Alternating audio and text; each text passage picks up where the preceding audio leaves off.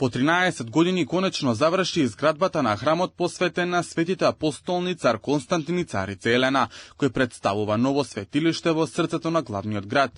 Црквата изгледа импозантно, со позлатени крстови и куполи, фрески и значајни икони. Како што велат од Скопската епархија на Македонската православна црква, храмот ќе биде осветен на 28 месецов, а поканети се и сите верници широм државата.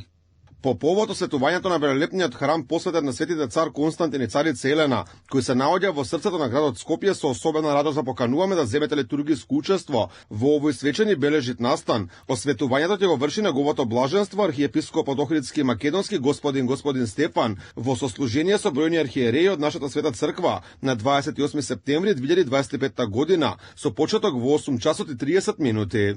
Црквата Свети Константин и Елена почна да се гради во ноември 2012-та, кога ВМРО ДПМН беа владеачка партија.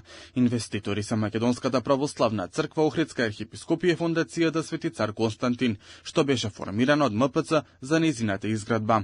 Изведувач на градежните работи е градежната компанија Бетон, а тогашната влада, предводена од ВМРО ДПМН, даде огромна поддршка и организираше 3 донаторски конференции со македонски компании за собирање пари за доизградба на храмот. Во 2013 година по доаѓањето на новиот градоначалник во општина Центар, Андреј Жерновски, поддржан од тогаш владеачката партија СДСМ, изградбата на храмот беше стопирана. Тогашната власт тврдеше дека изградбата на црквата нема спроведена соодветна документација, односно дека е дивоградба. Во тој период, граѓаните револтирани излегоа и на протести за заштита на храмот кој требаше да биде белег на Скопје и верниците. Црквата, колку што до тогаш беше изградена, не беше урната, ама не се ни продолжи со нејзината изградба.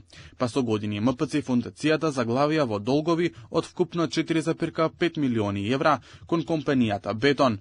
По повеќе од деценија скопјани конечно од недела ќе имаат можност да го посетат новиот храм Свети Константин и Елена.